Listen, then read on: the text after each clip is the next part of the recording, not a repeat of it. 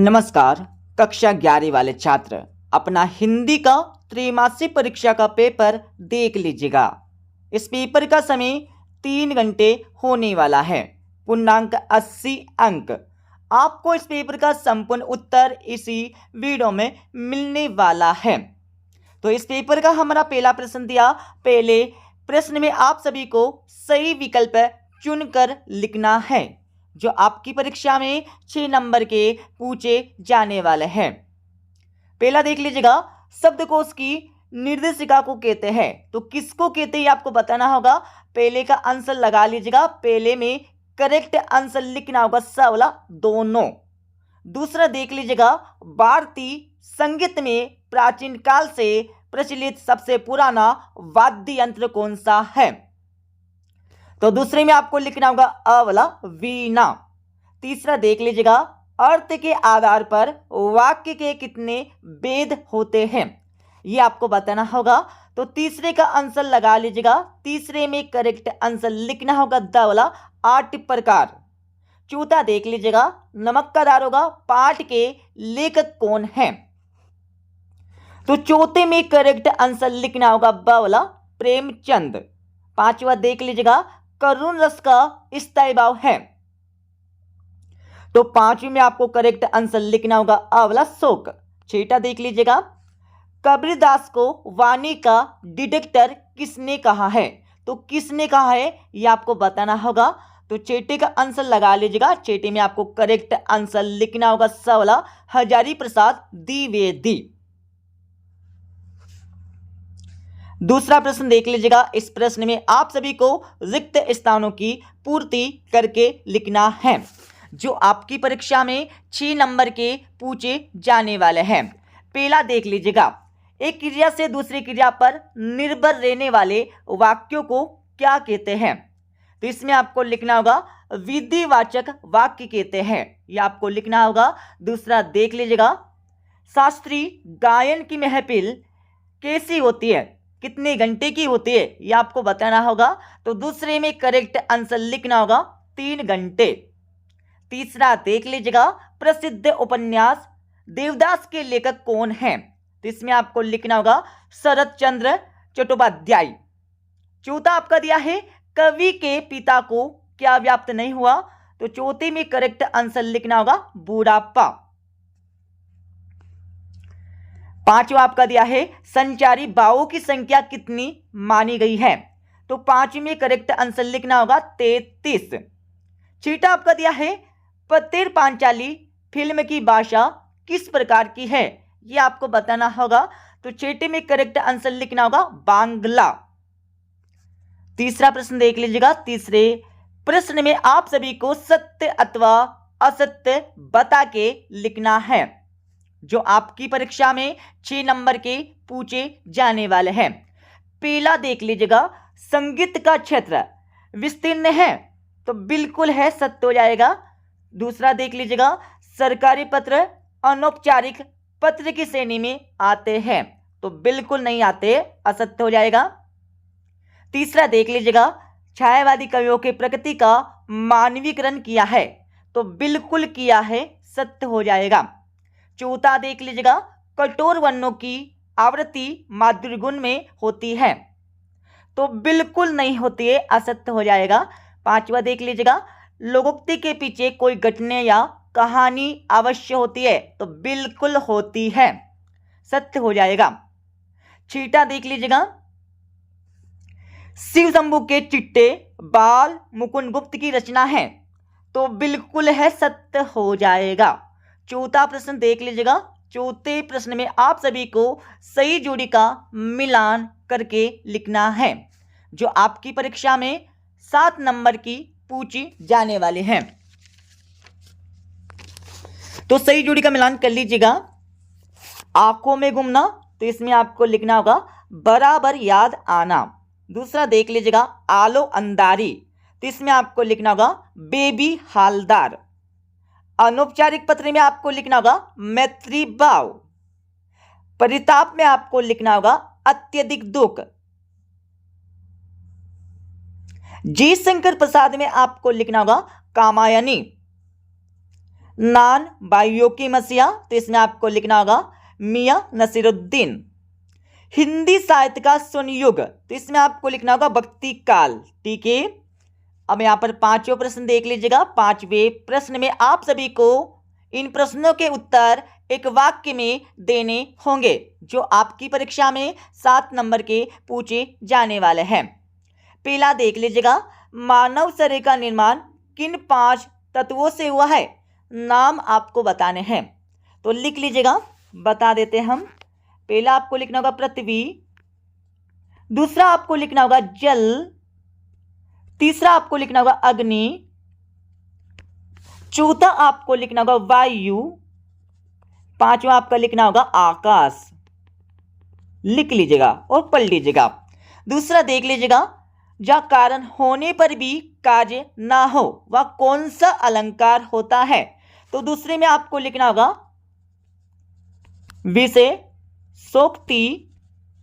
विशेषोक्ति अलंकार, यह आपको लिखना होगा यहां पर दूसरे का आंसर। तीसरा देख लीजिएगा, अपू की मां का नाम क्या था? तो इसमें आपको लिखना होगा सर्वजया, आपको तीसरे का आंसर लगाना है। चौथा देख लीजिएगा, पंडित अलोपीदीन ने मुंशी वंशीधर को किस पद पर नियुक्त किया था? यह आपको बताना होगा।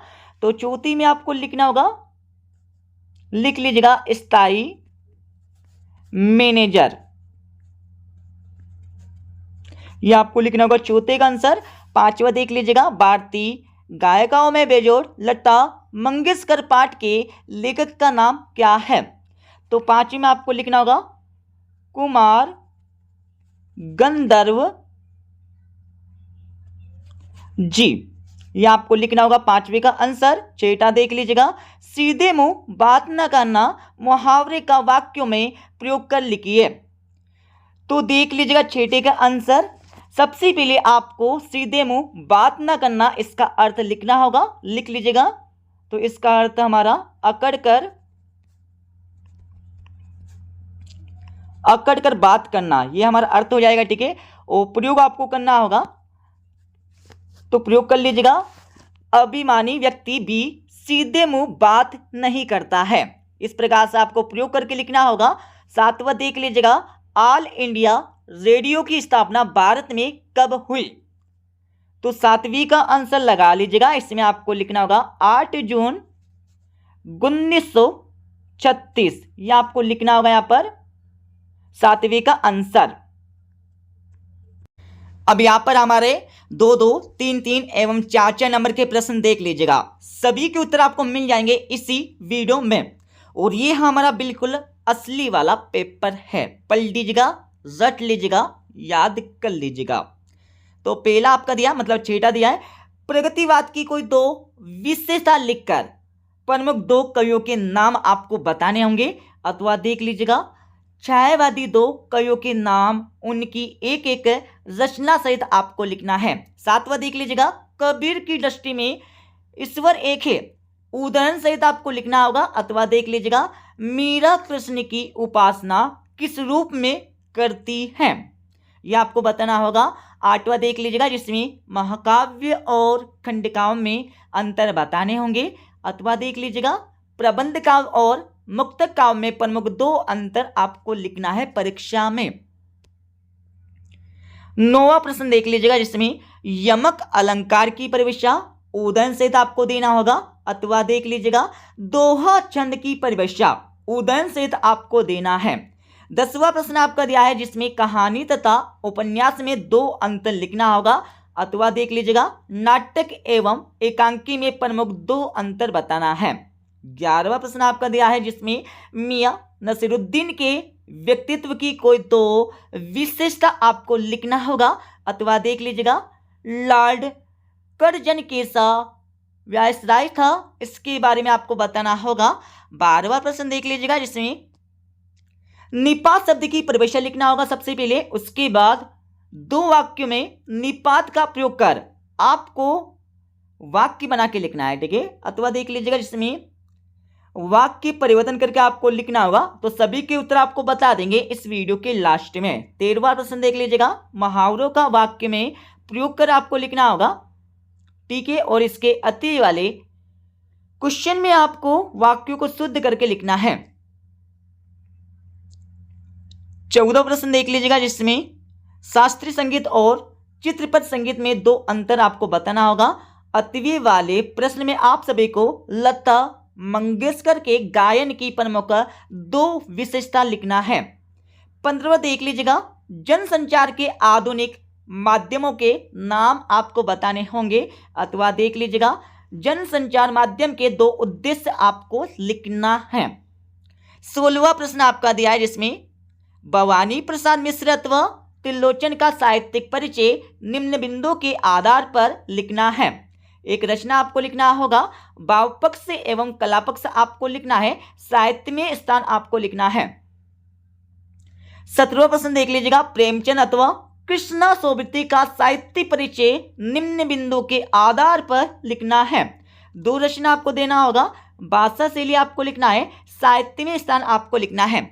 इसके साथ ही यहाँ पर हमारा 18वां प्रश्न देख लीजिएगा, जिसमें भाव विस्तार करके आपको लिखना होगा। इसके साथ ही यहाँ पर हमारा 19वां प्रश्न देख लीजिएगा। 19वें प्रश्न में आपको अपठित गद्यांश को पढ़ना है। पढ़ने के बाद इसके नीचे प्रश्न दे गए तो प्रश्नों के उत्तर आपको गद्यांश में से छांट कर देना है। तो पहला प्रश्न देख लीजिएगा, जिसमें इस गद्यांश का शीर्षक आपको बताना होगा। तो लिख लीजिएगा, नागरिकों का कर्तव्य पालन। ठीक है, ये हमारा शीर्षक हो जाएगा। दूसरा देख लीजिएगा, अधिकारों की शोभा किससे है? तो दूसरे में आपको लिखना होगा, अधिकारों की शोभा कर्तव्य पालन से है। ये दूसरे का आंसर हो जाएगा। तीसरा देख लीजिएगा, सनद का विलोम आपको बताना है। तो इसमें आपको लिखना होगा तत्पर।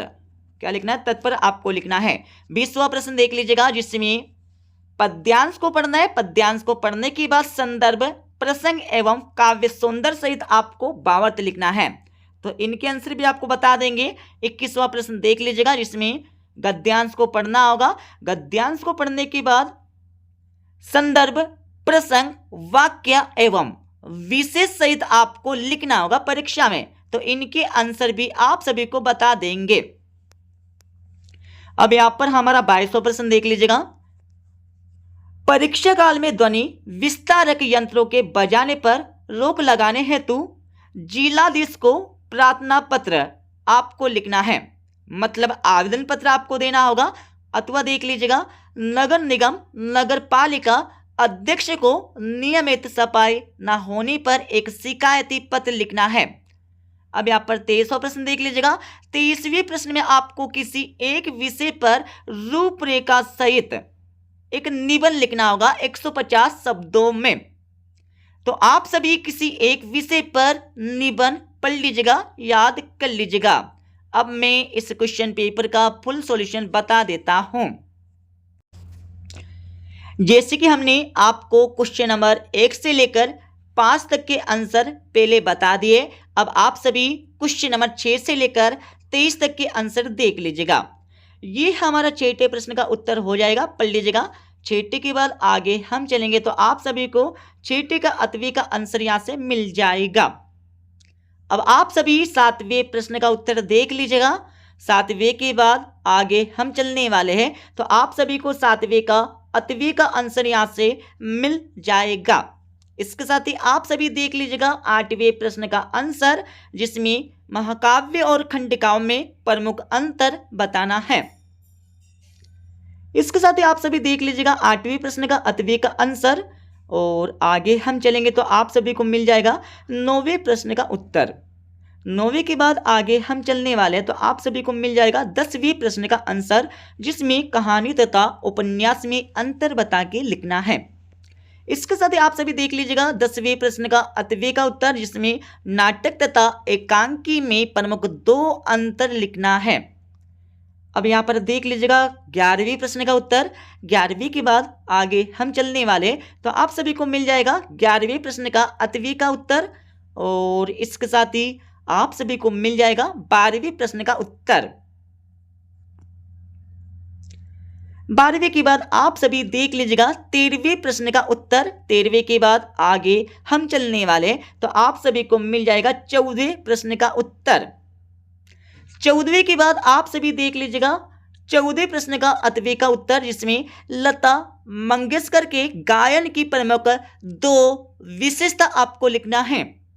इसके साथ ही आप सभी देख लीजिएगा 15वें प्रश्न का उत्तर।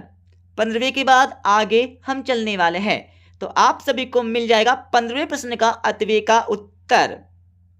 और इसके साथ ही आप सभी देख लीजिएगा 16वें प्रश्न का उत्तर, जिसमें भवानी प्रसाद मिश्र की 2 रचनाएं भावपक्ष, कलापक्ष एवं साहित्य में स्थान आपको लेना है, मतलब लिखना है।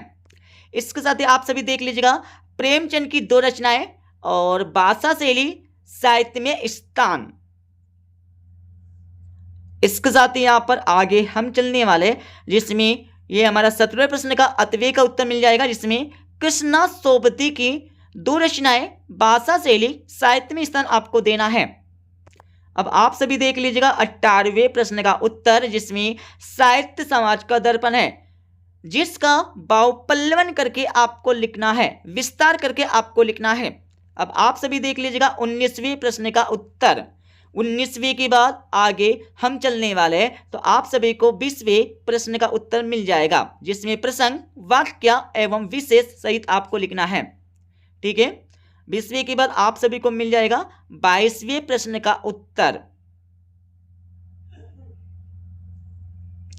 22वें के बाद आगे हम चलने वाले, बट आगे आपको आंसर नहीं मिलेंगे। जैसे कि जो हमारा 23वां प्रश्न है उसका आंसर तो आपको अपनी किताब से देखकर पढ़ लेना है। ठीक है, तो मिलते अगले वीडियो में।